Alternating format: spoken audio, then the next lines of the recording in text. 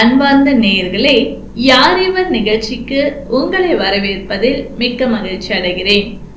நாம் எந்த செயலையும் சரியாக செய்ய நமக்கு வெளிச்சம் அவசியம். தவறான முறையில் அதை செய்து விடுவோம் என்ற காரணத்தினாலேயே முக்கியமான காரியங்கள் எதையும் வெளிச்சம் இல்லாத இடத்தில் நாம் செய்வதில்லை. இன்று மனிதன் அநேக தவறான காரியங்களை செய்வதற்கு காரணம் அவனது மனதிலே வெளிச்சம் இல்லை. நம்முடைய மனதில் உண்மையான வெளிச்சத்தை பெற்றுக்கொள்வது எப்படி என்பதை பரிசுத்த வேதாகமத்திலிருந்து நமக்கு விளக்குகிறார் திரு சைமன் அவர்கள். ஒளியும் வாழ்வும் இயக்கம் சார்பாக இந்த நிகழ்ச்சியை உங்களுக்கு தொகுத்து வழங்குவதில் நாங்கள் பெரும் மகிழ்ச்சி கொள்கிறோம்.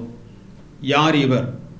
அதாவது நாங்கள் அறிவிக்கிற இவர் யார், இவர் இன்னார் என்பதை நீங்கள் அறிந்து கொள்ள வேண்டும் என்ற ஒரு சிறந்த நோக்கத்தோடு நல்ல எண்ணத்தோடு உங்களை நாங்கள் அணுகுகிறோம். எங்களால் அறிவிக்கப்படுகிற இவர் இன்னார் என்பதை நீங்கள் அறிந்து கொள்ள வேண்டும். உங்கள் வாழ்வில் பெரும் நன்மையை நீங்கள் சொந்தமாக்கி கொள்ள வேண்டும் என்று நாங்கள் ஆசிக்கிறோம்.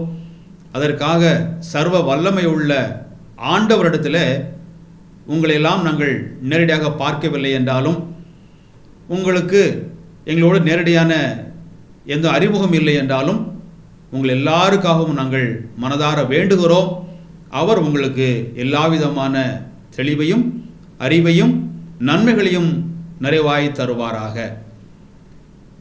முன்னொரு நாளில் 2 பேர் அவ்வப்போது காடுகள் மலைகள் இதன் வழியாக பயணிப்பதில் மகிழ்ச்சி கொண்டவர்கள், அவ்விதமான ஒரு பழக்கம் கொண்டவர்கள். ஒரு முறை ஒரு காட்டு பகுதியில் 2 பேர் தங்களுடைய வழக்க செயலின்படியே போய்கொண்டிருக்கும் போது ஒரு மலைப்பாங்கான பகுதி, ஒரு குகையினுடைய வாயிலை, அந்த குகையின் வாசலை பார்த்தாங்க.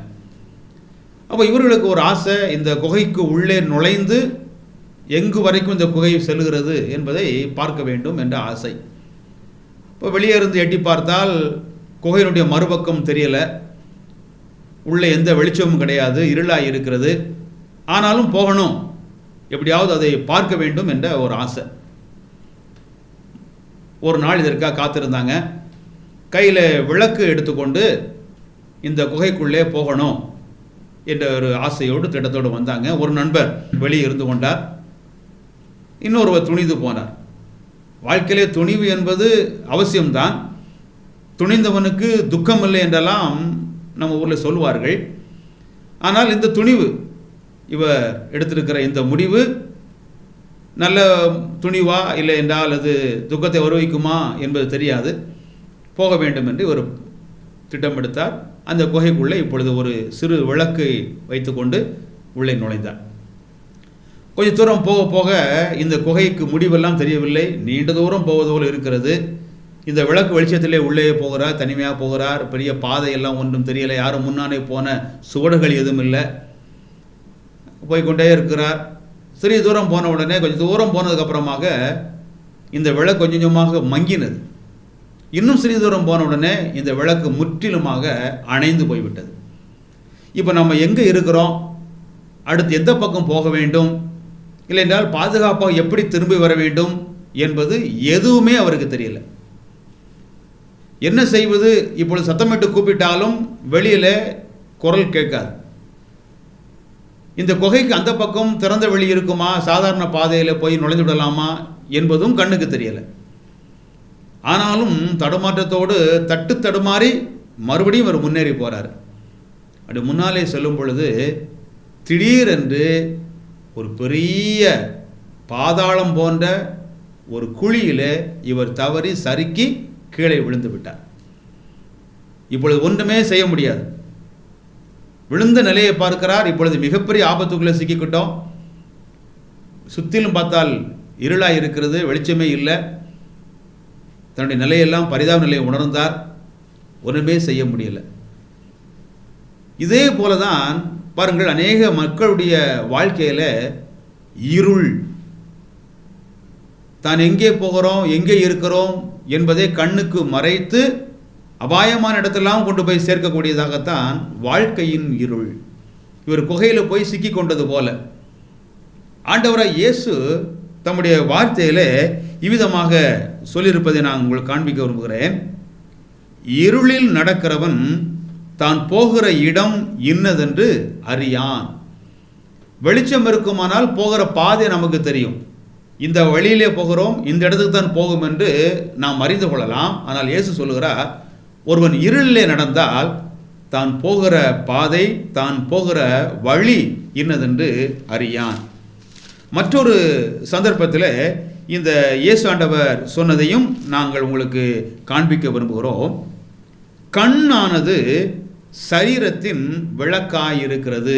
கண் இந்த உடலுக்கு ஒரு விளக்கு, வெளிச்சம் தரக்கூடிய ஒரு விளக்கு.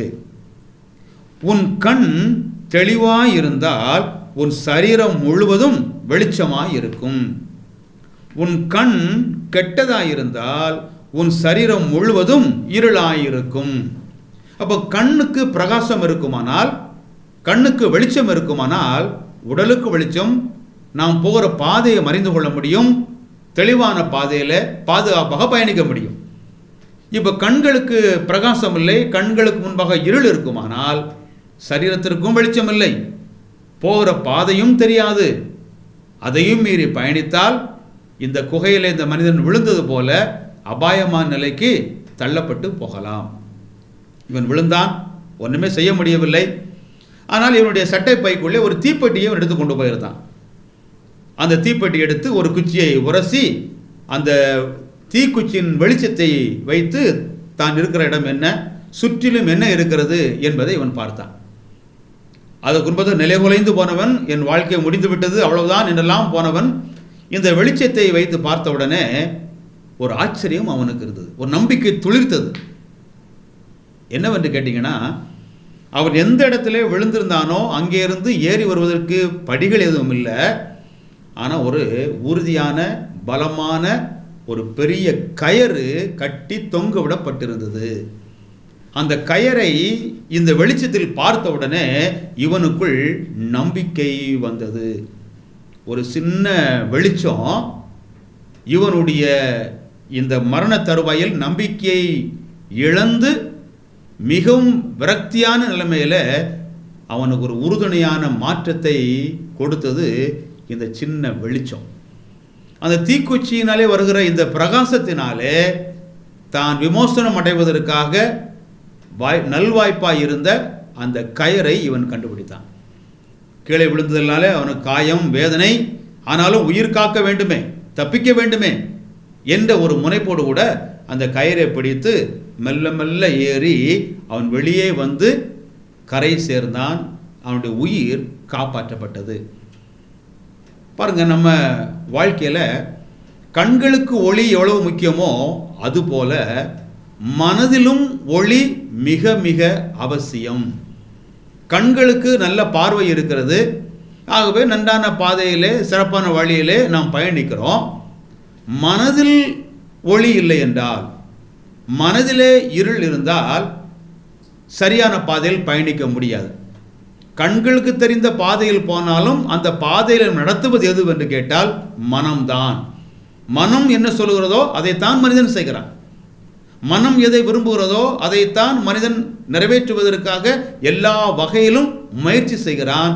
ஆகவே வெளிச்சம் கண்ணுக்கு எவ்வளவு முக்கியமோ அதே விட அதிகமான முக்கியம் மனதிற்கு முக்கியம். மனதிலே வெளிச்சம் இல்லை என்றால் மனிதனுடைய வாழ்க்கை முழுவதும் இருளாக இருக்கும். பார்க்க, ஒரு சின்ன வெளிச்சம் அவனுக்கு பெரிய ஒரு விடுதலையை, பெரிய ஒரு விமோசனத்தை கொடுத்தது. இந்த உலகத்தில் மனதின் இருளிலே வாழ்கிற மக்களாலே பல்வேறு துயரங்கள் அன்றாடம் நடந்து கொண்டிருக்கிறது. சில நேரங்களில் நம்ம செய்திகளெல்லாம் கேட்கும் பொழுது அதிர்ந்து போய் விடுகிறோம். இப்படியெல்லாம் செய்வார்களா? நம்முடைய தமிழ்நாட்டில் நம்முடைய மக்கள் பண்பாட்டிலும் கல்வியிலும் நல்ல நிலைமையில ஒரு உயர்வான தேர்ச்சி நிலைக்கு வந்திருக்கிற நம்முடைய சமுதாய மக்கள் இந்த அளவிற்கு கேடான காரியத்தெல்லாம் செய்வார்களா? அதிர்ச்சி கொடுக்கிறது. அப்படியே நடுங்கி போய் விடுகிறோம். இதற்கெல்லாம் மூல காரணம் என்னவென்று கேட்டால், மனது இன்னும் இருளாயிருக்கிறது. கண் இருளாயிருக்கும் பொழுது எது முள் நிறைந்த பாதை, எது கல்லான பாதை, எது ஒரு ஆழமான குழியான பாதை, எது சிறப்பான பாதை என்பதை கண் நன்றாயிருக்கும் போது அறிந்து கொள்ளலாம். கண்ணுக்கு பிரகாசம் இல்லை என்றால் அறிந்து கொள்ள முடியாது போல, இந்த மனதில் பிரகாசமாக இருந்தால், மனது வெளிச்சமாக இருந்தால் எது சிறந்தது எது கேடானது என்பதை இனம் கண்டுகொண்டு சிறப்பாக செயல்பட முடியும். ஆனால் வாழ்வையே மனதே இருண்டு இருப்பதனாலே இப்படிப்பட்ட பல துயரமான நிகழ்வுகள் இன்றைக்கு அன்றாடம் பெருகி கொண்டே இருப்பது வாடிக்கையாகி போய்விட்டது. இப்படி இருக்க அந்த சின்ன வெளிச்சத்தின் மூலமாக பெரிய விமோசனத்தை பெற்றுக்கொண்டது போல மனதிற்கு வெளிச்சம் என்ன? மனதிற்கு வெளிச்சத்தை நாம் எங்கே கண்டுபிடிக்கலாம்? மனதிற்கு வெளிச்சம் என்று ஏதோ ஒரு இடம் இருக்கிறதா? வெளிச்சம் இல்லாமல் வாழ முடியாது. தொலைதூரமாக கப்பலிலே பயணிக்கிறவர்கள், கப்பல்கள் கூட கரை சேருவதற்காக சில இடங்களிலே திசை திரும்பும் பொழுது, மாறி போகும் பொழுது கலங்கரை விளக்கை பார்க்கிறார்கள். அந்த வெளிச்சத்தை பார்த்தான் அது நேரடியாக பயணித்து வந்து பத்திரமாக கரை சேருகிறார்களே, அதுபோல நமக்கு ஏதாவது கலங்கரை விளக்காக ஏதாவது இடம் இருக்கிறதா? இல்லை என்றால் ஏதாவது இருக்கிறதா என்றால் நமக்கு அப்படி இடமும் கிடையாது, அப்படிப்பட்ட எந்த ஒரு பொருளும் இல்லை. ஆனால் ஒருவர் இருக்கிறார். அகிலம் மனுக்குலமும் இருளிலே சிக்குண்டு அந்த இருளின் செயல்களிலே தங்களை கெடுத்துக்கொண்டு தங்கள் வாழ்க்கையே அலங்கோலப்படுத்தும் பொழுது மெய்யான ஒளி, மெய்யான வெளிச்சமாக இருப்பதை இந்த பைபிள் சொல்லுகிறது. நான் ஒரு காரியத்தை, ஒரு சிறந்த பக்தன் ஒருவர் தன்னுடைய வாழ்க்கையிலே பல்வேறு அனுபவங்கள் வாயிலாக கடந்து போனவர். நல்ல காரியம் பல நடந்திருக்கிறது, தீமையான காரியம் நடந்திருக்கிறது, மேன்மையான வாழ்வையும் அனுபவித்திருக்கிறார், தாழ்மையான வாழ்வையும் அனுபவித்திருக்கிறார். அவருடைய பெயர் தாவீது. அவர் ஒரு அரசர். அவர் சொன்ன ஒரு வாசகத்தை உங்களுக்கு காண்பிக்கிறோம். கர்த்தராகிய தேவரீர் என் விளக்காயிருக்கிறீர், கர்த்தர் என் இருளை வெளிச்சமாக்குகிறவர். கர்த்தர் எனக்கு விளக்கு. என் வாழ்விலே இருள் வரும் பொழுது அந்த இருளை கர்த்தர் வெளிச்சமாக்குகிறார். ஒருவேளை உங்களுடைய வாழ்க்கையில் இருள் போன்ற ஒரு நிலைமை, அடுத்து என்ன செய்யணும், எங்கே போகணும், எப்படி செயல்படணும் என்பது புலப்படாத, கண்களை கட்டினது போல ஒரு கூர் இருட்டில், ஒரு கார் இருளில் இருப்பது போன்ற ஒரு நிலைமை ஏற்பட்டு இருக்கலாம். இப்பொழுது தேவை வெளிச்சம். எங்கே போக வேண்டும், என்ன செய்ய வேண்டும், எப்படி செயல்பட வேண்டும் என்பதெல்லாம் வெளிச்சத்தின் அடிப்படையில் தான் தீர்மானிக்க வேண்டும். அப்படி இருக்க இந்த உலகமே இருளிலே மூழ்கி கிடக்க கர்த்தர் வெளிச்சமாயிருக்கிறார் என்று அவர் தன்னுடைய வாழ்க்கையிலே சொன்னார். சரி, இந்த வெளிச்சமாயிருக்கிற கர்த்தர் யார்? அந்த வெளிச்சத்தை நான் எப்படி பெற்றுக்கொள்ள முடியும் என்ற ஒரு கேள்வி நியாயமான ஒரு கேள்விதான். நானே உலகத்திற்கு வெளிச்சமாயிருக்கிறேன் என்று சொன்னவரை நாங்கள் உங்களுக்கு மறுபடியும் தெரியப்படுத்துகிறோம். அவர் இந்த உலகத்தில் நம்மை போன்ற ஒரு மெய்யான ஒரு வாழ்க்கை தான் வாழ்ந்தார். போலியான வாழ்க்கையை வாழவில்லை. ஏதோ ஒரு மாயஜாலமான மந்திரத்தனமான வாழ்க்கையெல்லாம் ஒரு மந்திரவாதி போல யாருக்குமே புலப்படாத, புரிந்து கொள்ள முடியாத ஒரு அமானுஷ்யமான வாழ்க்கையெல்லாம் வாழவில்லை. சாதாரணமான இயல்பான வாழ்க்கையை வாழ்ந்த அந்த இயேசு கிறிஸ்து இப்படியாக சொன்னார். மறுபடியும் இயேசு ஜனங்களை நோக்கி, நான் உலகத்திற்கு ஒளியாயிருக்கிறேன். நான் உலகத்திற்கு ஒளியாயிருக்கிறேன். உலகமெல்லாம் இருளுக்குள் கிடக்கிறது. மனிதனுடைய மனது இருளில் மூழ்கி இருப்பதனாலே நல்ல செயல்களை அவனாலே செய்ய முடியவில்லை, சிறந்த பாதையில் அவனாலே பயணிக்க முடியவில்லை. இந்த உலகத்திற்கு நான் ஒளியாய் வந்தேன். இயேசு எப்படி ஒளியாய் வர முடியும் என்று கேட்டால், இவரில் இருள் இல்லை, அதாவது இவரிலே பாவம் இல்லை என்று மிக தெளிவாக வேதம் ஆதாரப்படுத்துகிறது. அவருடைய வாழ்க்கையும் அதை பல்வேறு சந்தர்ப்பத்தின் வாயிலாக மனிதர்களுக்கு நிரூபித்து காட்டினது. இவர்தான் உலகத்திற்கு ஒளியாயிருக்கிறார். அடுத்து சொல்லுகிறார், என்னை பின்பற்றுகிறவன் இருளிலே நடவாமல் ஜீவ ஒளியை அடைந்திருப்பான். முன்பு சொன்னது போல கர்த்தர் விளக்கு என்று சொன்னாரே, அந்த கர்த்தர் யார்? அந்த கடவுள் யார் என்பதை மனிதன் அறிந்து கொள்ள இயலாத நிலையில் இருக்கும் பொழுது கர்த்தராகிய இயேசு கிறிஸ்து என்கிற திருப்பெயரிலே மனிதர்கள் எல்லாம் புரிந்து கொள்ளத்தக்கதாக, மனிதர்கள் முழுமையாக அறிந்து கொள்ள வகையிலே ஒரு மனிதனாக கன்னியாக இருந்த மரியாள் வயிற்றிலே கருவிலே பாலகனாக பிறந்தார். இந்த பூ உலகில் ஒரு நியாயமான, எந்த ஒரு போலித்தன்மையும் இல்லாமல் வெளிப்படையான, குற்றமில்லாத ஒரு தூய்மையான வாழ்வை மேற்கொண்டார் இந்த இயேசு கிறிஸ்து. நான் ஒளியாக இருக்கிறேன் என்று வாழும் பொழுது அவர் சொன்னார். அவருடைய வார்த்தைகள் எல்லாமே அநேக மக்களுக்கு வாழ்வில் வெளிச்சத்தை காண்பித்தது. அவர் பிறந்தபோதும் சொன்னார்கள், இருளில் உட்கார்ந்திருக்கிற மக்கள் பெரிய வெளிச்சத்தை கண்டார்கள் என்று. மரண இருளில் உட்கார்ந்தவர்களுக்கெல்லாம் வாழ்வின் ஒளி கிடைத்தது. யார் மூலமாக? இந்த இயேசுவின் மூலமாக. மக்களுக்கு நிறைய நன்மைகள் அவர் செய்தார். பிறக்கும் பொழுதே பார்வையற்றிருந்த மக்களுக்கு பார்க்கும்படியான பார்வையை கொடுத்தார். தொழு நோயாளிகளுக்கு தொட்டு முழுமையான சுகத்தை கொடுத்தார். மரித்து போன அநேகரை மறுபடியும் உயிர் பெறச் செய்தார். பொங்கி எழுந்த காற்றையும் கடலையும் பார்த்து அமைதலாயிரு என்று அதட்டி அவைகளை சாந்தப்படுத்தினார். பொல்லாத ஆவிகள், பிசாசுகள் இவைகள் அநேகரை பிரச்சனைக்குள்ளாக்கிறது. அநேகரை பல நிலைமையில் துன்பப்படுத்தி தொந்தரவு கொடுத்து கொண்டிருந்தது. அவைகளெல்லாம் விரட்டி அவைகளாலே பீடிக்கப்பட்டிருந்த மக்களுக்கு சுகத்தை கொடுத்தார். இதெல்லாவற்றின் மூலமாக நான் இருண்ட இந்த உலகத்திற்கு உண்மையான ஒளியாய் இருக்கிறேன் என்பதை நிரூபித்து காட்டினார்.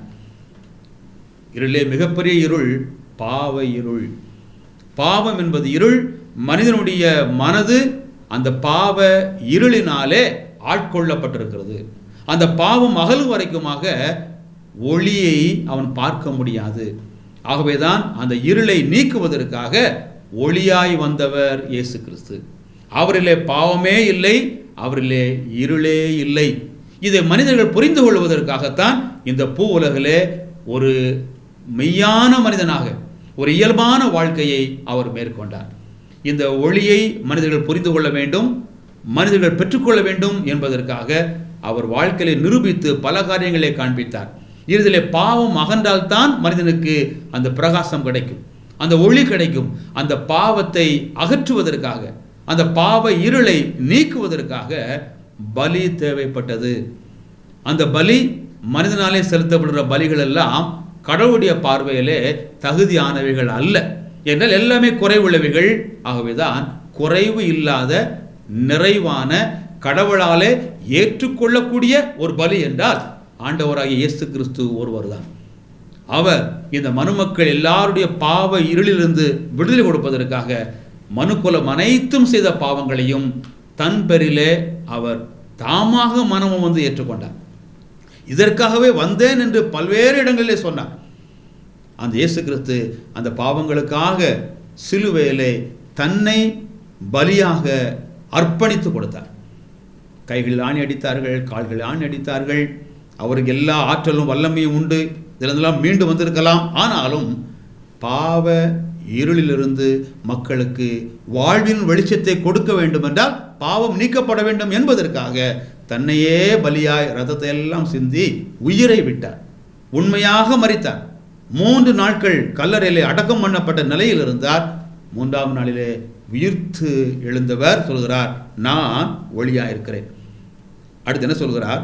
என்னை பின்பற்றுகிறவன் எவன் ஒருவன் என்னை பின்தொடர்கிறானோ அவன் இருளிலே நடவாமல் ஜீவ ஒளியை அடைந்திருப்பான்.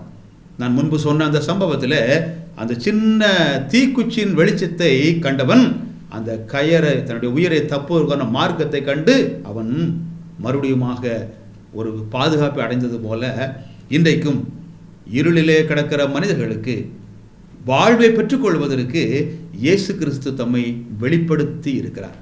அவருடைய திருவார்த்தை இன்றைக்கும் கால்களுக்கு தீபமாக, பாதைக்கு வெளிச்சமாக இருக்கிறது அவருடைய திருவார்த்தைகள். இந்த வார்த்தையின் வெளிச்சத்தில் இந்த இயேசுவை அறிந்து கொண்டவர்கள் இந்த இயேசு கிறிஸ்துவனுடைய மனதில் இடம் கொடுத்து அந்த இயேசு கிறிஸ்துடைய அடிச்சொல்களை பின்பற்றி போவானானால் வாழ்வதற்கான எல்லாவற்றையும் முன்னாக வாழ்ந்து போனவர் இயேசு கிறிஸ்து. அவைகளை பின்பற்றி போனால் அவன் வெளிச்சமாக இருப்பான், ஜீவ ஒளியை அடைந்திருப்பான், இருள் இருக்க மாட்டான், இடற மாட்டான். ஆகவே இந்த நாளிலே அந்த மெய்யான ஒளி, மனதிலே ஒரு பிரகாசம், வாழ்க்கையிலே பிரகாசம், நம்பிக்கையிலே பிரகாசம், எல்லாம் இயேசு கிறிஸ்துவை பின்பற்றுகிறவர்களுக்கு அவர் தருகிறார். இந்த ஒளியை எப்படி பெற்றுக்கொள்வது, நடைமுறையில் எப்படி அவரை எப்படி பின்பற்றுவது என்பதெல்லாம் நீங்கள் அதிகமாக அறிந்து கொள்ள விரும்புவீர்களானால் திரையிலே காண்பிக்கப்படுகிற இந்த தொடர்பு எண்களை தயவு செய்து தயக்கமில்லாமல் நீங்கள் தொடர்பு கொள்ளுங்கள். உங்களுக்கு எல்லா விதமான ஆலோசனைகள் வழங்கப்படும். நானே ஒளியாயிருக்கிறேன், மெய்யான ஒளி என்று சொன்ன அந்த இயேசு கிறிஸ்து உங்கள் வாழ்விலும் ஒளியாயிருக்கட்டும். இருள் அகலட்டும்.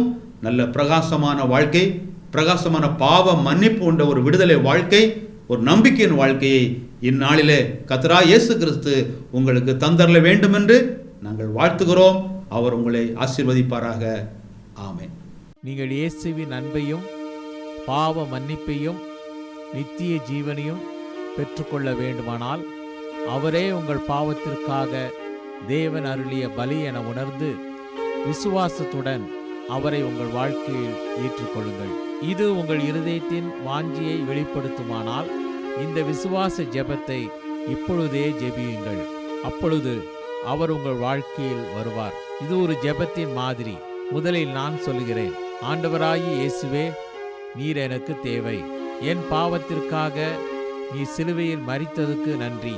என் வாழ்க்கையின் கதவை நான் திறந்து உம்மை என் இரட்சகராகவும் ஆண்டவராகவும் ஏற்றுக்கொள்கிறேன். என் வாழ்க்கையை நீர் ஆட்கொண்டு நான் எப்படிப்பட்டவனாக இருக்க நீர் விரும்புகிறீரோ அப்படியாக என்னை மாற்றும். ஆமேன். இந்த ஜெபம் உங்கள் உள்ளத்தின் விருப்பத்தை வெளிப்படுத்துமானால் இப்பொழுதே நீங்கள் இருக்கும் இடத்தில் இந்த ஜெபத்தை ஜெபியுங்கள். நான் இந்த ஜெபத்தை ஒவ்வொரு வாக்கியமாக சொல்லும்போது நீங்களும் அமைதியாக சொல்லுங்கள். ஆண்டவராகிய இயேசுவே, நீர் எனக்கு தேவை. என் பாவத்திற்காக நீ சிலுவையில் மரித்ததுக்கு நன்றி. என் வாழ்க்கையின் கதவை நான் திறந்து உம்மை என் இரட்சகராகவும் ஆண்டவராகவும் ஏற்றுக்கொள்கிறேன். என் வாழ்க்கையை நீர் ஆட்கொண்டு நான் எப்படிப்பட்டவனாக இருக்க நீர் விரும்புகிறீரோ அப்படியாக என்னை மாற்றும். ஆமேன். இப்பொழுது நீங்கள் இந்த விசுவாச ஜெபத்தை ஜெபித்துள்ளீர்கள். இயேசு கிறிஸ்துவை உங்கள் வாழ்க்கையில் வரும்படி அழைத்திருக்கிறீர்கள். அவரை வேண்டிக் கொள்ளும்போது அவர் வருவதாக வாக்களித்துள்ளதால் அவர் வாக்களித்தபடியே வந்துள்ளார் என்பதை நிச்சயமாய் அறிந்து கொள்ளுங்கள். மேலும் உங்கள் பாவங்கள் மன்னிக்கப்பட்டது என்றும் நீங்கள் தேவனுடைய பிள்ளையாகி நித்திய ஜீவனை பெற்றுக்கொண்டீர்கள் எனவும் உறுதி கொள்ளுங்கள். பிரார்த்தனை செய்வோம். பரலோகத்தில் உயிரோடு இருக்கும் எங்கள் பரம தகப்பனே, ஆண்டவரே, நானே ஒளியாய் இருக்கிறேன் என்று சொன்ன இயேசு கிறிஸ்து மனதின் இருள், அந்த பாவ இருள் இவைகளில் ஆட்கொள்ளப்பட்டு தாங்கள் போகிற இடம் என்னதென்று அறியாமல் தங்களை தாங்களே தீமையிலும் கேட்டிலும் அமிழ்த்தி அலைந்து கொண்டிருக்கிற மனுமக்களுக்கு வெளிச்சமாய் வந்தவர். அவரை பின் தொடர்கிறவர்களுக்கு இருளில்லை, ஜீவ ஒளி கிடைக்கும் என்பதெல்லாம் இன்றைக்கு இந்த நிகழ்ச்சியை காண்கிற ஒவ்வொரு மக்களும் புரிந்து கொள்வதற்கு நீர் அருள் புரியும். நம்பிக்கை இல்லாத, தெளிவில்லாத, இருள் போன்ற நிலையிலிருந்து பெரிய ஒரு பிரகாசமான நம்பிக்கையை நீர் கொடுத்து, நீரே ஒளி, நீரே மெய்யான ஒளி என்பதை மனதார ஏற்றுக்கொண்டு நம்பிக்கை கொண்டு அந்த ஒளியை பெற்று இன்னும் அநேகருக்கு வெளிச்சமாக இருப்பதற்கு ஒவ்வொருவருக்கும் நீர் துணை செய்ய வேண்டும் என்று வேண்டுகிறோம். இருளின் பிடியிலிருந்து நீர் விடுதலை தார், வெளிச்சமாய் இருக்க உதவி செய்யும். கர்த்தராகிய இயேசு கிறிஸ்து இரட்சகராய் ஏற்றுக்கொண்டு பாவமன்னிப்பை பெற்று பிரகாசமான வாழ்க்கை வாழ நீர் அவர்களுக்கு எல்லா கிருபைகளையும் உதவியும் செய்ய வேண்டும் என்று கர்த்தராகிய இயேசு கிறிஸ்துவினுடைய நாமத்தின் மூலமாய் வேண்டிக் கொள்கிறோம் பிதாவே. ஆமென். மகனே, மகளே, ஓடிவா, மன்னன் இயேசுவை நாடி வா.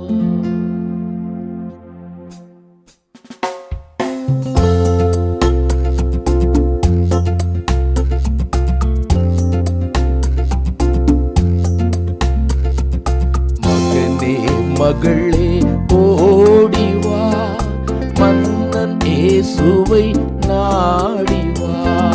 மகனே மகளே ஓடிவா, மன்னன் இயேசுவை நாடிவா. மரணம் உன்னை தொடும் முன்னே, மரணம் உன்னை தொடும் முன்னே, மனமும் திருந்தி வாழவா. மகனே மகளே ஓடிவா, மன்னன் இயேசுவை நாடிவா.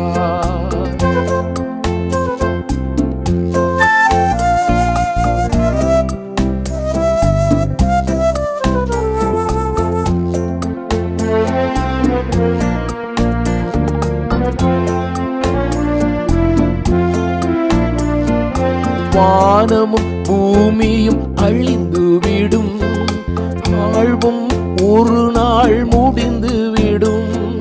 வானமும் பூமியும் அழிந்துவிடும், வாழ்வும் ஒரு நாள் முடிந்துவிடும். பாவம் உன்னை தொடர்ந்து வரும், பாவம் உன்னை தொடர்ந்து வரும். ஆளும் நரகத்தில் தள்ளிவிடும். மகனே மகளே ஓடிவா, மன்னன் இயேசுவை நாடிவா.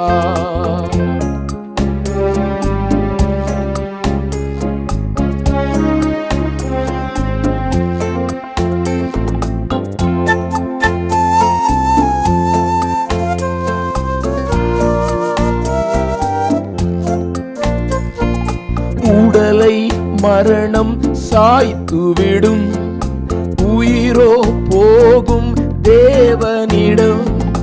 உடலை மரணம் சாய்த்துவிடும், உயிரோ போகும் தேவனிடம். பாவ சுமையோடு அது போனார், பாவ சுமையோடு அது போனார். வாழும் நரகம் தான் கிடைக்கும். மகனே மகளே ஓடிவா, மன்னன் இயேசுவை நாடிவா.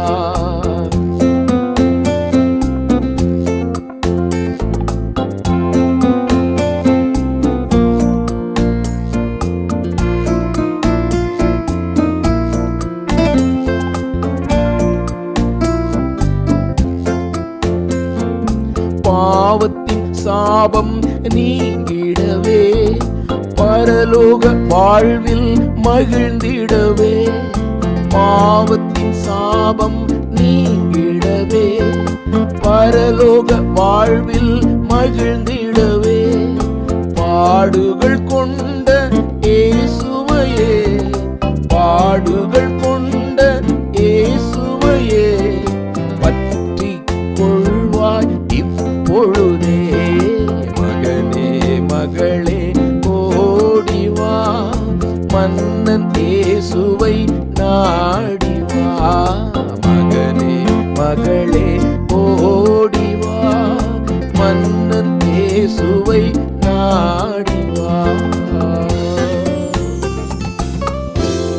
இயேசு கிறிஸ்துவே உண்மையான ஒளி என்றும், அவர் மட்டுமே நம்முடைய மனதில் உண்மையான வெளிச்சத்தை கொடுக்க முடியும் என்றும் கேட்டோம். உண்மையான வெளிச்சத்தை பெற்றுக்கொள்ள தடையாயிருக்கும் பாவத்திலிருந்தும் அதன் தண்டனையிலிருந்தும் விடுவிக்கவே தெய்வமாயிருந்த இயேசு கிறிஸ்து இந்த உலகில் மனிதனாக வந்து நம்முடைய பாவத்தை தன் மீது ஏற்றுக்கொண்டு நமக்கு பதிலாக சிலுவையில் ரத்தம் சிந்தி மரித்தார். மரித்த இயேசு கிறிஸ்து அடக்கம் பண்ணப்பட்டு 3ஆம் நாள் உயிருடன் எழுந்தார். உங்களுடைய தவறுகளை இயேசு கிறிஸ்துவிடம் சொல்லி அவர் உங்களுக்காக மரித்தார் என்று நம்பி அவரை உங்கள் வாழ்க்கையில் ஏற்றுக்கொண்டு உங்கள் வாழ்க்கையை அவருடைய கரத்தில் ஒப்பு கொடுக்கும் போது உங்கள் பாவத்தை மன்னித்து பாவத்திலிருந்தும் அதன் தண்டனையிலிருந்தும் உங்களை விடுவித்து உங்கள் மனதில் உண்மையான வெளிச்சத்தை கொடுப்பார். இந்த ஆண்டவராகிய இயேசு கிறிஸ்துவை ஏற்றுக்கொண்டு உங்களுடைய பாவங்கள் மன்னிக்கப்பட்டு மனதில் வெளிச்சத்தை பெற்றுக்கொள்ள விரும்புகிறீர்களா? உங்களுக்கு ஆலோசனை கூறவும் உங்களுக்காக ஜெபிக்கவும் ஆவலாய் இருக்கிறோம். இந்த நிகழ்ச்சியை குறித்த உங்கள் கருத்துக்களையும் கேள்விகளையும் எங்களுக்கு தெரியப்படுத்துங்கள். எங்கள் முகவரி: ஒளியும் வாழ்வும் இயக்கம், C26, Jayanagar, Thiruverumbur, Tiruchirappalli 620013.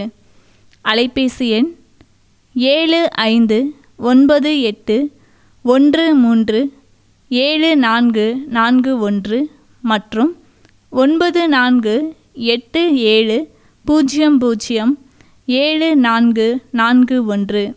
Email ID tv@lala.org.in. இவ்வளவு நேரம் இந்நிகழ்ச்சியை கண்டு கழித்தமைக்கு நன்றி. இயேசு கிறிஸ்து தரும் உண்மையான வெளிச்சத்தை பெற்றுக்கொள்வதால் கிடைக்கும் சந்தோஷம் உங்கள் உள்ளங்களையும் இல்லங்களையும் நிரப்புவதாக. ஒளியும் வாழ்வும் இயக்கம் சார்பாக உங்களுக்கு எங்கள் வாழ்த்துக்கள். வணக்கம்.